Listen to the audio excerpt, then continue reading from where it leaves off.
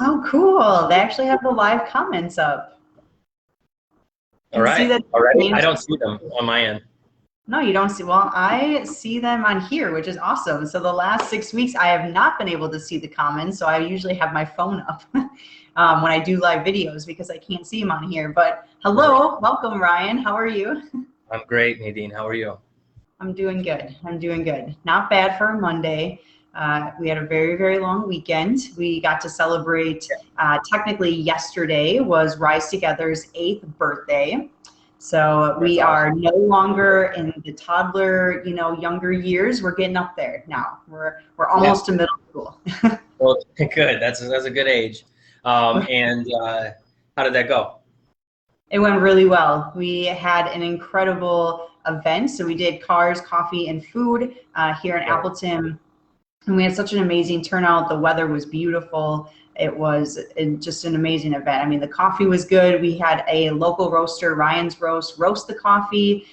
So we had fresh coffee made. We were able to sell bags of coffee there. And we also had like a food truck, and we had yard games, and we did like a whole youth booth. So we had like kindness, painting kindness rocks and a scavenger hunt. And then of course, super sweet cars, which was a huge bonus. That's awesome. You guys are busy. Yeah, it was really exciting. I mean, at the beginning of this year, kind of towards the beginning of the summer, we thought, what better way to, kind of kick off this resilience series, and that's really why we got started with doing this resilience series. Is like, how can we bring our community back together? Unfortunately, Rise Together had to, mostly shut down over this last year because of all things, and we weren't able to go into the schools. And so we thought, well, how could we continue to re-engage our community, reconnect with our community, and revive Rise Together? And that's kind of why we kicked off the resilience series, just to bring in other, mental health professionals and individuals within the recovery space and youth to share their stories on how they've remained resilient over this last year. And then in the last 6 weeks, we've been doing our Rise Together Strong fundraiser. And so we've been raising funds all the way leading up to these events. And yeah, we finalized it on Saturday. And that's why we thought tonight would be the perfect time to introduce our newest mission ambassador, Ryan Williams, which we're just completely honored and so grateful to have you a part of our team. I know Jesse Heffernan, who's one of our board members, came to us and had this really incredible idea to be able to come together and just create a space to, like, we thought, like, what would make this year even more powerful? And we thought that having some sort of representation of someone who has demonstrated great commitment to the betterment of people who are struggling with substance use, mental health, and suicide prevention, and someone who would be willing to use their platform for good. To talk about those things and to create a space to have these conversations on a larger platform to reach a broader audience, so we can continue to push our mission forward of preventing substance use and promoting positive mental health. And I know that that is something that you have been really passionate about over the last several years. And so I look forward to having you share a little bit more about who you are, and share just a little bit of your story. Sure. And yeah, and thank you so much for asking me to do this. I'm humbled and honored to do it. And, soon Monarch Shows will be a cool platform for you guys to come out and do booths and, set up at least until you can get back in schools, or maybe permanently, But so, yeah, so my name is Ryan Williams. I am a musician, songwriter, producer, father. I'm all kinds of things, I guess. I started, I don't know, I grew up in a kind of a musical family. I fell in love with performing. My aunt forced me on stage when I was 14 years old. When I turned 18, I started my own thing for the first time. And I remember playing my own song for a crowd for the first time. And I was just kind of hooked after that. I spent most of my 20s, I started this band Red Sun Rising, which did really well. We, in 2015 or 16, we got our first #1 single. And then I think that year we actually were the most played rock band on the radio in 2016, and a rock radio, and then we toured the world. I've got to work with amazing people, open for, some of my favorite bands of all time. in that process, you know, I became a sober person. I became, you know, a father, and we ended that band, and the pandemic hit, and I created Monarch, and I also started producing and writing for other people, which has been a pretty awesome journey. You never know where you're going to end up. I never really saw myself here. I kind of think I thought I was always going to do that thing forever, Red Sun Rising. Once I was in, I think I was in it for 14 years.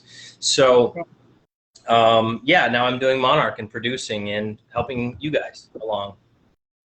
That's awesome. That's so cool. How many people do we have right now? What was it?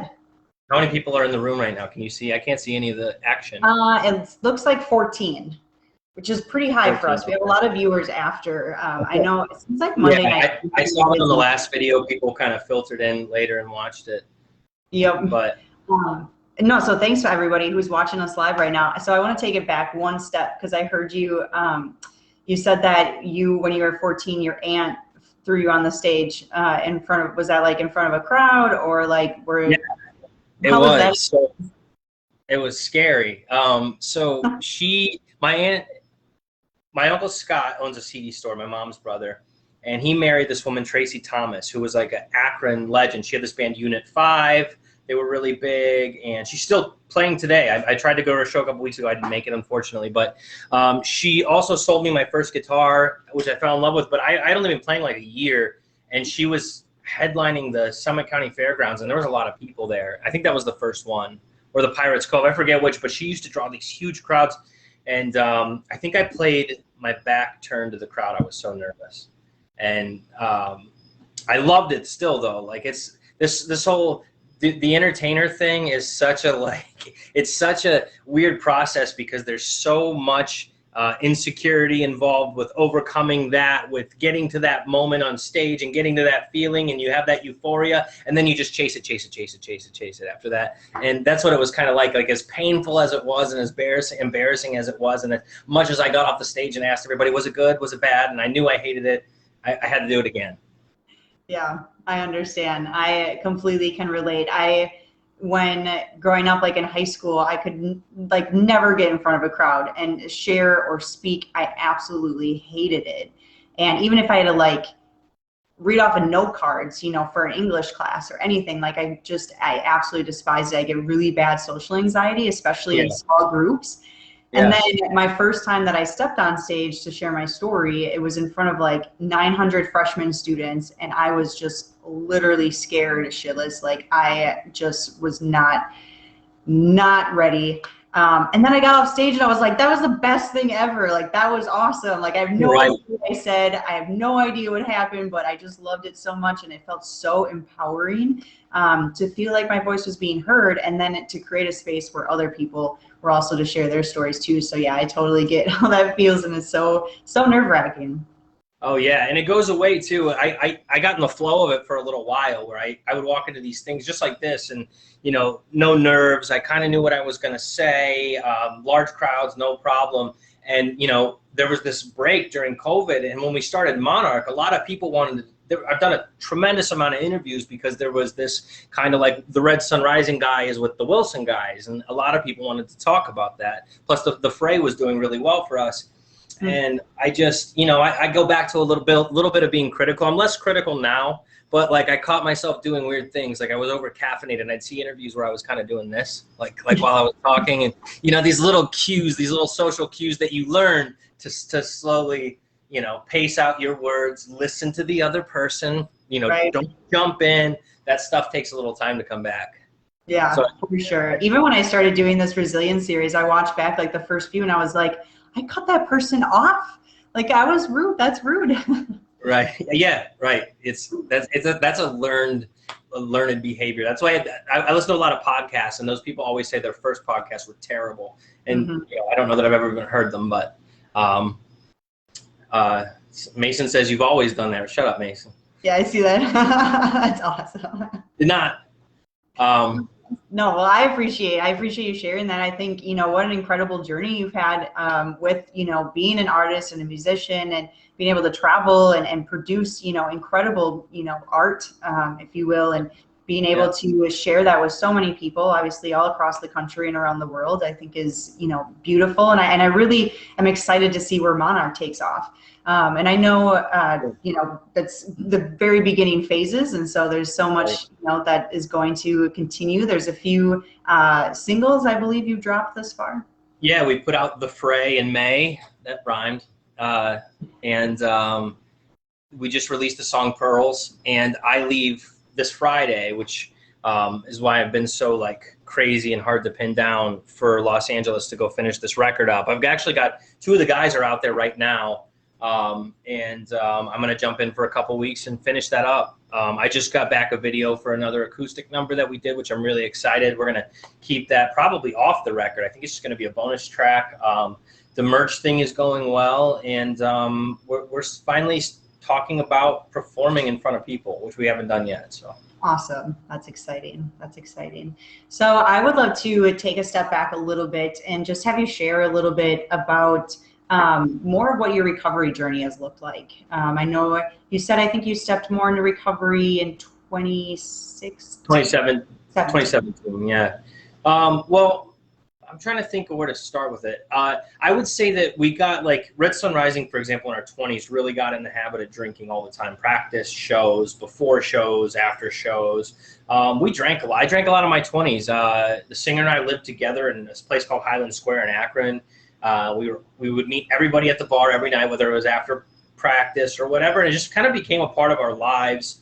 For me, you know, the occasional drug, you know, pain pills or whatever, you know, that pop it in that night and go have fun or whatever. But when we sort of hit it, right, in 2015, and the band got bigger, I decided somewhere early in that year that I was going to take a year off or try to take whatever time off. And I did for the most part. I mean, I did like what we call white knuckling it, right? There was no why do I do so much of this? No why am I, you know, waking up regretful and hungover, and why do I want so badly to be buzzed? I didn't address any of that. I just kind of pulled it out of the equation, went dry. And that was not that much fun. I mean, I always had an amazing time at shows and stuff, but we were touring so much that I didn't really have like these resources to like step out of the party, except for occasionally other artists. There are some great dudes that I met in huge bands, and they'd pull you aside. I'd go have nights with them, and we would just hang out and, you know, talk about this sort of thing. Then I kind of went back into it, you know, drinking, partying, and it wasn't until we got into the studio with Matt Hyde, who was the producer of Thread, which was at Red Sun Rising's sophomore album, at least as far as the world knows. We did a lot more when we were younger, but I was just like really at this point where I was just like, I was kind of making like, you know, a lot of financial mistakes. I wasn't being honest with myself and people around me. Every day I didn't feel good until I started drinking and partying again. And I was getting my job done, like performing and stuff. And, you know, I do the meet and greets and the party, but it started to mount on me, like the lying about my condition and robbing Peter to pay Paul sort of thing. Like, let me get some money today, I'll get you this money, and then I get my money and I got to get my money back. And I was just sick of that lifestyle. And when we went into that second album, I was still using really heavily and partying, and you know, it was, the second album was kind of wild making it, but you know, I had a lot of fun with it and a lot of great ideas, but still it was those terrible mornings, more bad mistakes, more financial mistakes. And it was actually Matt Hyde who took me when we went out to his house in California, and he took me to a meeting and said, you know, like, this, you could be this, and I had heard this before. Like, you're one of those guys that you could just do all of this stuff. You could be producing bands, writing for bands and all that, but you're putting so much in your way. Why don't you see what it's like without all that stuff in your way? And I decided, so Music Cares stepped in, and I went to this meeting, and it was a lot of these like really crazy musicians I looked up to and stuff, and we talked, and I went in, and I went into rehab for 60 days out in North Hollywood. And it was an amazing experience. There's people on here from there, actually, that I won't name their names, but that was incredible. And it was just the first time ever that I like kind of removed the substance obstacle and tried to figure out like why I wanted to be numb all the time, why I wanted to be buzzed all the time. And that process began this journey of like real self-exploration, real honesty, real discipline and commitment, and trying new things. And like, you know, you talk about resiliency. I find like every day that I kind of keep my practice together or keep growing, it's easier to get through. I don't let that mindset of anxiety and fear dominate anymore. Like it's still there, it still comes into play, but I acknowledge it for what it is, and I'm getting a lot better about saying that's not even me. That's a thought.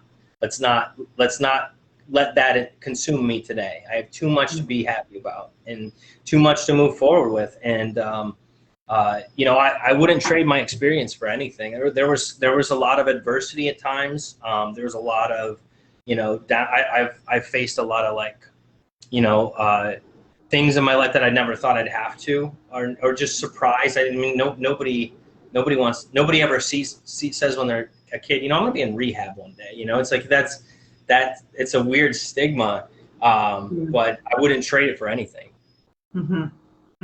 Yeah, I understand and agree 100%, because it's like you don't even see how awesome it can be while you're in it, you know, until you get to the other side, and then you're like, oh wow, I actually like I'm happy and I can like live life without substances, and I don't need these things dictating my life, you know, on a daily basis. And I think that is so powerful. And it seems to me, do you meditate? Yeah. Okay. Yeah. I could tell when you were saying like, you know, those are just thoughts, like let your thoughts go. And like, I know the process of meditation can be really helpful. Yeah, it really was, especially until I found other things like exercise sometimes supplements that for me. I got into fighting for a while, and I still practice it, but there was a 2-year period where I couldn't get me out of that place. And that's its own meditation, you know, because you can't think about anything else when there's a 260-pound guy across the ring from you and you're sparring. And, you know, that I would leave that place and I'd feel like, oh, like whatever, throw it at me. You know, my bill was past due, throw it at me. You know, the tire blew on the car. So what? I just got out of the ring with this guy. Like that to me was incredible meditation. And I think as I grow, as I evolve in this process, I'm starting to be able to make that concept of that clarity applicable to like music again and guitar again, because there was a period of time. And a lot of people, like when they have to first get the drugs and alcohol or whatever out of their system, figure out what they're doing, they're so afraid of missing out. And there are things later in life that every once in a while you look at a situation and you're like, oh man, I missed some of that. But you know, but it's no substitute. I remember thinking those thoughts when I first started, and I remember seeing people like get really excited about ice cream. I'm like, ice cream? How could you be excited about ice cream? There's drugs over here. We could have drugs, right? We could be drinking. What are we talking about? You want to see a movie? You know? And I didn't realize how traumatic that experience was, because I used to love to go to the movies, right? But if we weren't drinking or doing drugs, I didn't want to go. I didn't want to do anything without bringing the party with me. And I was going somewhere with this. It sounds like a digression. But you know, it takes a while too, once you cut that stuff out, to find yourself in all of the activities, to take that kind of like pride in everything you do, mindfulness, and being able to clear your head in a process, even if it's something you don't necessarily enjoy doing. And I'm still working on it. There's, you know, but it's making me a lot more. I would say it's making not only more efficient in everything I do, but like I feel like I get in these flow states and they last longer and longer and longer, where I can't even remember the last time I was mad about something sometimes, you know? Yeah, I totally understand. And I think, and it's a matter of, finding those healthy releases and finding, you know, healthy activities to be involved in, and to be consistent at it. Like you said, like it's not, you don't just reach the destination. Like it's something that you continuously practice on a daily basis. Right. There is no destination. And that's what I tried to, you know, and that's with everything. And I think I had to come to that conclusion this way. This is my journey. Sure. And but that's good though. I apply that to everything too. I'm the best guitarist I've ever been in my life right now, because I got this like stigma out of my head that like, well, if I want to go here with it, I should have done it then. And I find myself like a 14-year-old kid every once in a while in the studio, and I won't even realize it's midnight. I'm like, oh my God, I'm playing still, you know? That's awesome. So this last year, obviously there's been many changes, pivots, new projects, and what have you done more specifically, like over this last year, to stay consistent and to remain resilient, even, you know, during like these extra, you know, substance use and mental health is one thing that we're already constantly working on. And then you add like a pandemic on top of it. What have you done over this last year that has been really helpful for you? Well, I failed a bunch, and learned from it, right? Like, I don't know. I keep striving to kind of like be better, feel better, and grow. And I had, in order to do that, I had to learn to appreciate failure and for what it is. And I know it sounds so cliche, and I don't do it with everything. There's times where I'm a total baby about things, and I got to pull myself out of the situation. But that was one of the big things with fighting, is that you don't have a choice. You don't just get better, and you'll know really quickly because you'll get hurt, right? So like there's just levels to it, and every time, like, it took me a year to get my footwork better and learn how to turn my body when I threw a punch and block and all this stuff. And then like I'd have these moments where I'm getting good. I know I'm getting good. I go in and get my butt kicked and go home and think about it for days. I'd think about it for days. But that was one of the biggest things that made me appreciate this concept of like failing to achieve. And I do that now. I try to do that more with guitar and music, but that's honestly all my resiliency. And it's not even like, again, it's not just instant. It's not on automatic. Sometimes I have to talk myself into it and say, we're not cutting corners. We're not cutting corners today. I'm going to do one more rep at the gym. I know it's 8 o'clock and my favorite show is on, and there's, you know, popcorn in the fridge, and I'm like, or whatever in the fridge. No one keeps popcorn in the fridge, but but I need to go to the studio tonight because I have work to do. And I just, I guess the more I do it, the easier it is. And that's discipline, really. But yeah, learning from failure. I mean, it's like, I guess I'm trying to be better about defining myself, not from my achievements, but who I am in my worst moments, and what do I get from them? Who am I afterwards? What did I do in my absolute worst moments, and did I make them and make myself a little bit better? And I try to think about things a lot more in that light. It makes life better. Yeah, I agree. And there's this saying that I heard that I know, like, and nobody's perfect, but for me, I constantly go back to, like, when I know better, I try to do better. Oh, absolutely. And that's knowing is half the battle. Remember that commercial? Yeah. It's so true. That's with everything. If you don't know what you're doing it wrong, you're going to keep practicing everything wrong. That's one of the biggest mottos and like philosophies on guitar. It's like, you know, if you practice it wrong, you're going to play it wrong. Yep. Yes. So true. Well, thank you for sharing that. I do have, so there was actually a few questions that came through from individuals who registered. And so I would love to share them now. Oh, there's actually a few more people that registered. Awesome. Now they get entered into the drawing. Yeah, if you didn't know, we're going to be doing a drawing at the end of this conversation for a special gift. Okay, so the first question was, what is the biggest challenge to stay focused on staying positive and living your best life? Balance is the biggest challenge for me. That's something every single night, prayer, dialogue, whatever you want to call it. I promise myself that the next day when I'm with my kids, I'm going to be in the moment. They're going to know I'm there. When I'm working on music, I'm not going to give any time that I'm not going to let anything slip. I'm going to be focused and determined, and I'm not going to walk away till it's done. I'm going to get up, and when I take those first steps to go run, I'm not going to talk myself out of it. I'm going to hit the pavement and go. And I think just being that kind of self-aware. But my biggest challenge is balance, because I'll find myself over-caffeinated and over-complicated and a little bit aggravated, and it's 7 p.m. and my son watched a little bit too much of the movie, but I'm on the phone with the producer, and this guy didn't do the thing he was supposed to. You know, this guy's flight's canceled, and because I own half the label as well.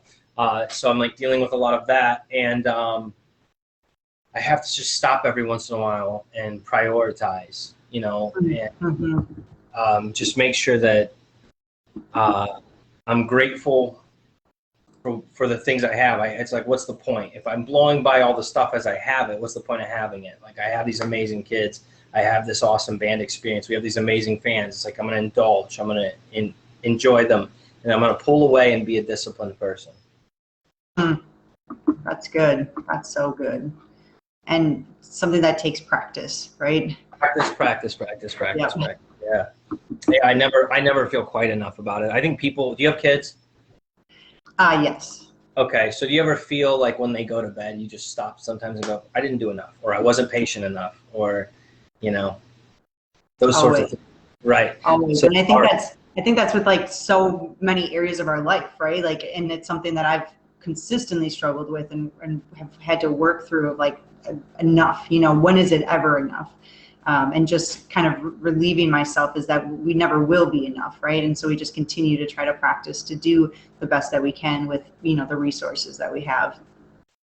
Yeah, absolutely. I mean, what else can you do?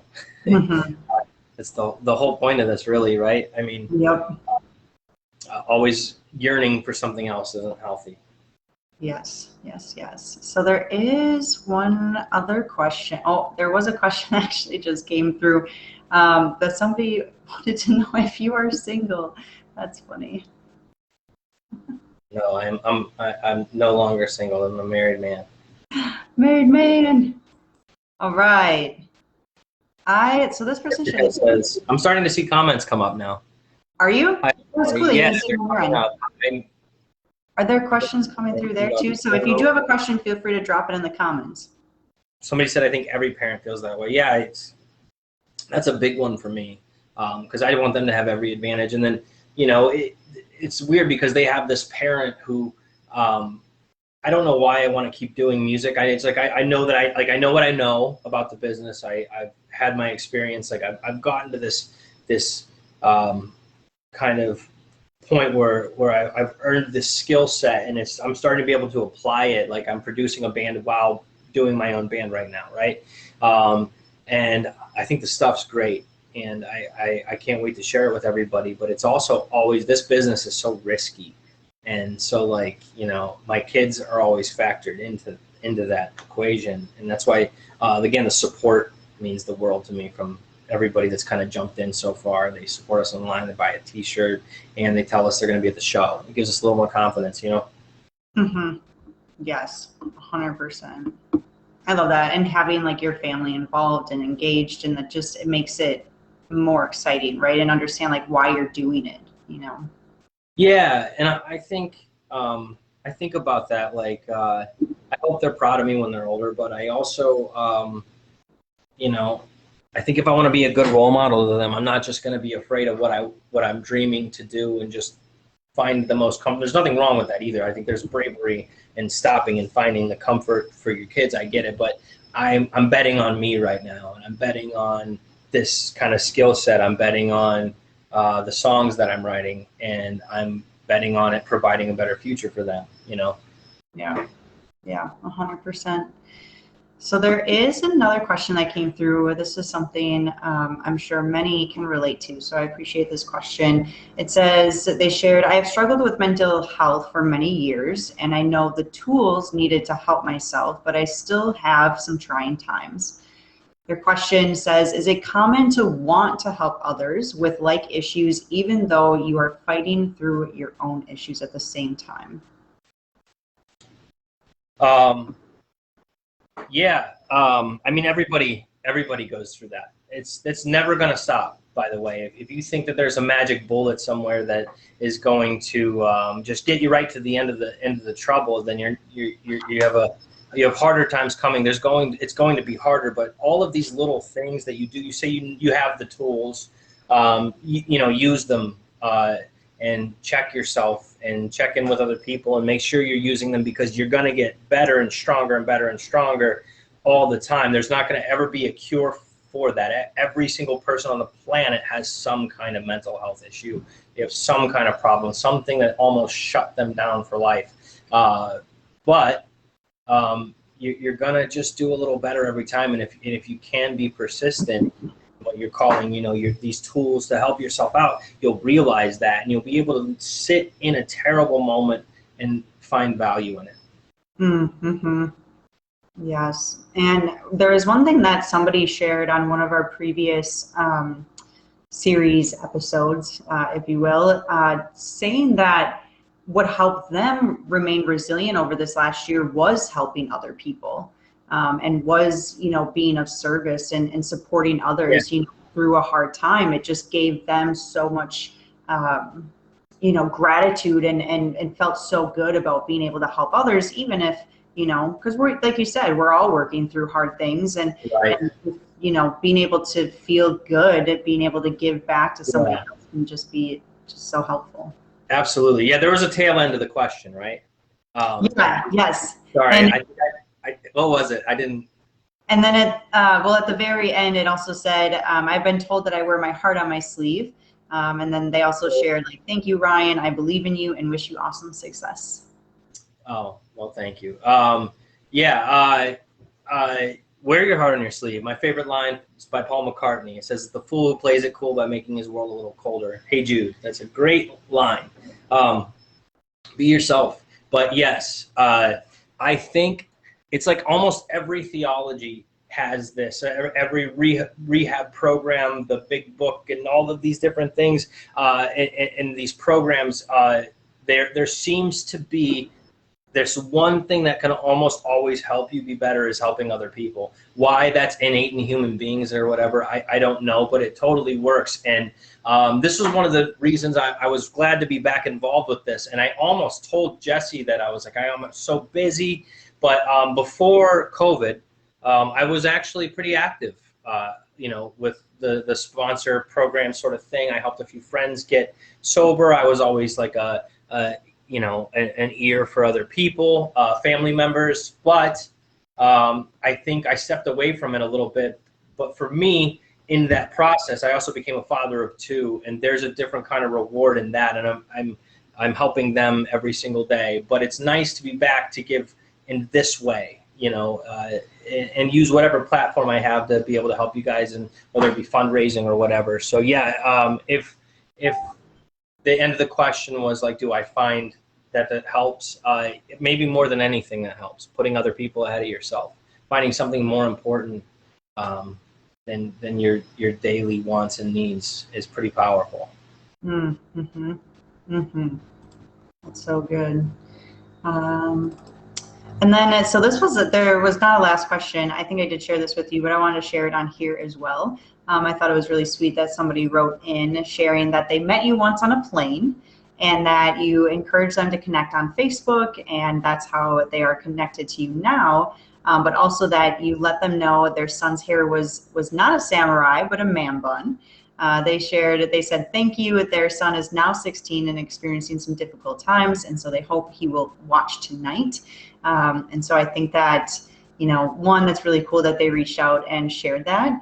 I think that's what social media is so amazing. You're able to connect with so many people, but I also think it's really, cool to see that they're reaching out, talking about their son, being 16 and experiencing difficult times, which is just very relatable to Rise Together and the work that we do, as an organization to support youth programs and to provide education and to create a safe and great space where young people feel like their voice is heard and that they matter, and that, they can too find recovery, and find recovery in a way that works best for them. Yeah, and it's harder. It's harder for young people, and that's why I think you guys are doing such great work. And by the way, I remember this person. It's funny you say that. I think we had a conversation similar to the one that we're having, and I was probably in a place, just in a place to have, have it with somebody else. But I hope everything gets better. First of all, I hope that your 16-year-old. So this is the hard thing about younger people is they don't get often the experience of being on the other side of the issue, and so even when you're an adult and you're in your 30s, you still get into panic mode every once in a while, and it seems like your whole world's falling down because of something. And if you're pretty self-aware and you're healthy, you can look at it and say, well, this too shall pass, right? Like I'll be past this. But it's hard to tell that to younger people because they've never been on the other side of that. Their whole world is revolved. It's all right here. They're like 5% of their whole lifespan. And how do you tell them, don't worry about right now, or don't worry about what that person thinks. It's not going to mean anything to you in 2 years.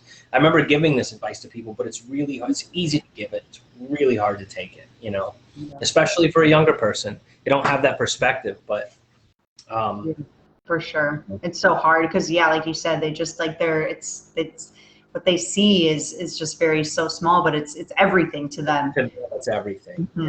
Yeah. So there was a question actually related to that. So Jesse popped in. What did you learn about addiction as a kid, and what do you want kids to know now that you're a part of Rise Together? I saw a lot of alcoholism as a kid. I saw crystal meth make its way heavily into our community when I was a teenager, which I'd never seen before. And I had a few friends that really, really, really struggled with it when we were really young. But I don't know. I always, when I was a kid, it was hard because I always kind of thought that I had a grip on that sort of thing. Like I could move. It wasn't priority one. Like moving on with my life was priority one. Doing the next fun thing. I was pretty business minded. I was really, really into being in a band. So when I was younger, unfortunately, I think it was more of a commonality, especially in the Midwest. I think people don't realize how heavy alcohol plays a role in day-to-day everything in the Midwest. And there's nothing wrong with that if you got it and it's not affecting your life negatively. But so many people find that it's the opposite experience. So for me, it was like an everyday thing. Addiction and all that was just a part of there was a lot of alcohol in my family, a lot of alcoholics in my family. And it wasn't until I was older that I went kind of back and navigated that area of my life. But I would say that what I learned from it is that your mistakes, this is going right back to what we were talking about. They're not mountains. The thing that you did and you're afraid the person's going to hate you forever, they don't. And if they do, then they got their own thing to work through. You can come back from all of that stuff. You can be better the next day, and you don't have to allow the fear of who you think you've become or the mistakes that you've made navigate your life anymore. You can be better than that, but that requires honesty, and it requires some bravery. You kind of have to also give up a little bit. You have to throw your hands in the air and go to the people that love you most, of the people around you, and say, I don't know what to do anymore.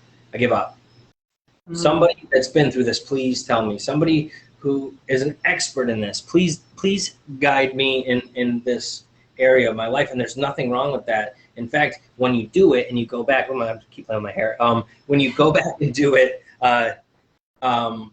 you'll be glad you did it in a way that you'll say, I'm glad I even went through the problem, because you'll come out better on the other side. But you have to go through that first part, and that's really the hardest part. It is asking for help, because we think we can do it on our own, but we don't have to. And that's what the hardest thing that I had to realize, and it was that, I don't have to do this by myself. Even though I was so bullheaded and I wanted to, and I thought I had it all figured out and I got this. Yeah. I didn't want anybody to know that I was struggling like that. I was kind of the golden boy of the family. I was the famous guy in town. I had a hit song on the radio. I was you know, we have a song about it in Monarch, but I had a friend when I was really down. He said, man, it looks like you're having the time of your life. He called me. I was in Europe. And I said, yeah, man, everybody smiles in a picture. And I remember he was really taken back by that. And I didn't want anybody to know because I couldn't figure it out. I'm like, I'm living my dream. And look, every time I hit the stage, I was really lucky to have the stage. I was really, really lucky to have shows because that was like, I could white out. And just for that hour, I was only that. I was giving music and receiving energy, and that was awesome. However, when I went back to miserable guy, I had to find a way to compensate for that, and nothing did. Nothing did. And that was a big hole to try to fill, and I tried to fill it with a lot of booze and drugs and stuff like that. You know,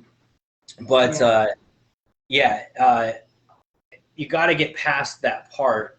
There's no shame in it. It's not a death sentence, and it's hard to get out of your own way. You're the first one that, you know, when people ask me how do I help other people, or they'll talk to me about you know, what they could do for the other person, I always ask, like, well, do they want this? Because as you well know, if somebody doesn't want to help themselves, they can't be helped yet. It just can't be done.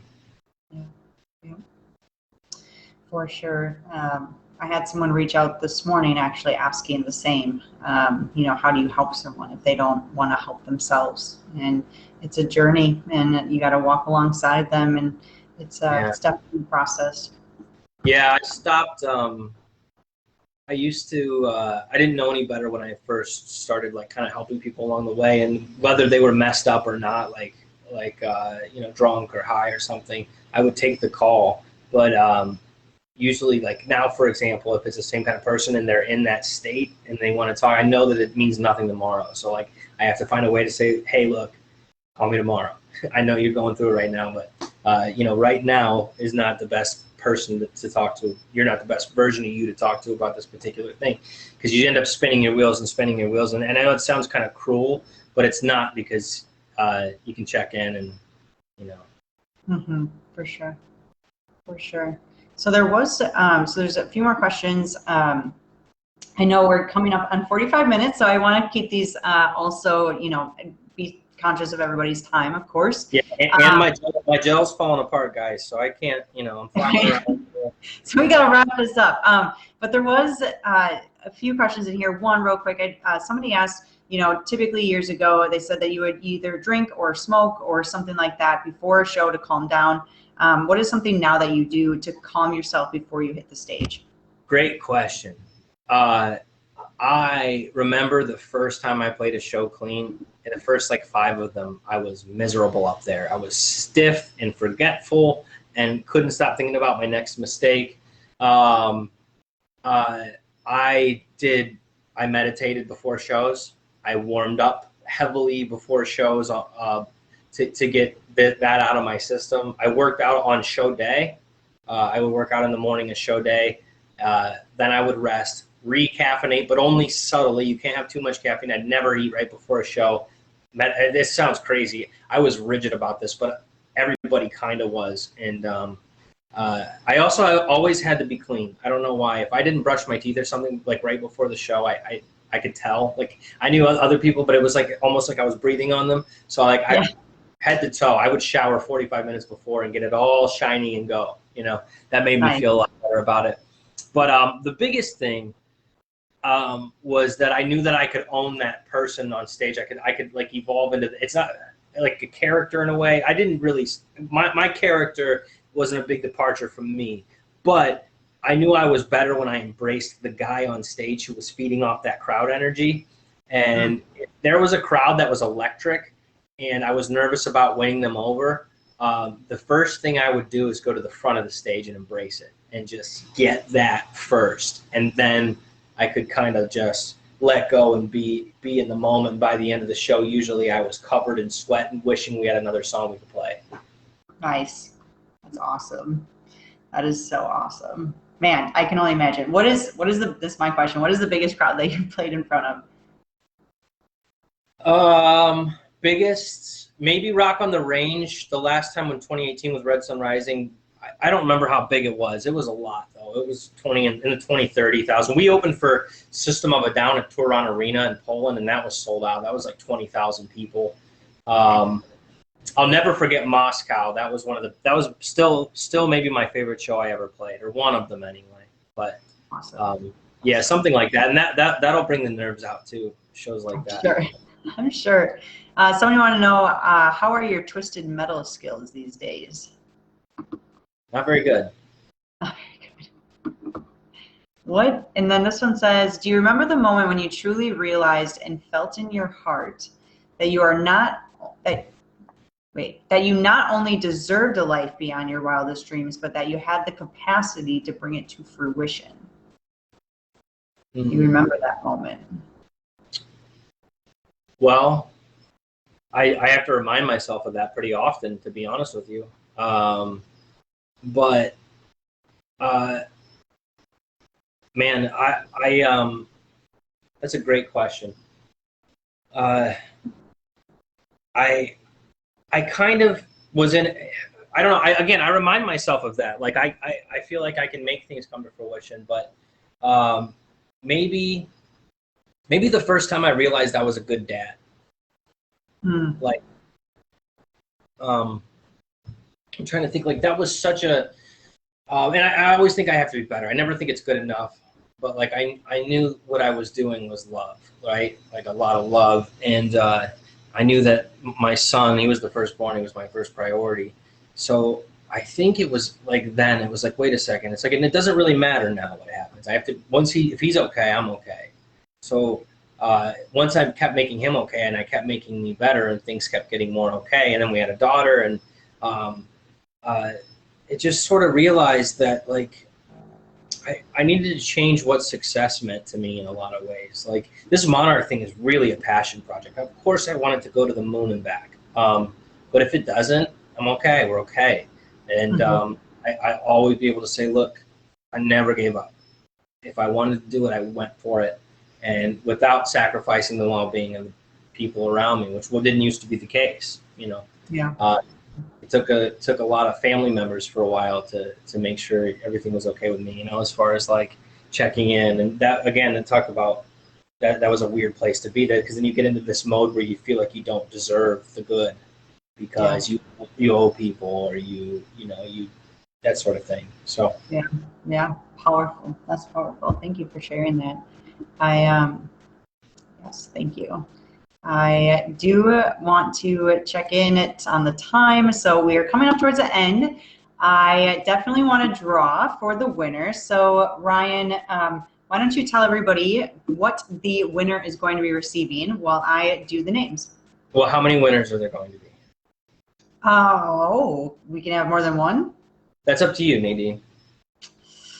Well, I've been only doing one, but if you have two, okay, let's do one. So. Okay. One winner, you are going to get a care package of both Monarch and Red Sun Rising t-shirts, a skateboard, and some stickers. And I hope you enjoy. It's good quality product.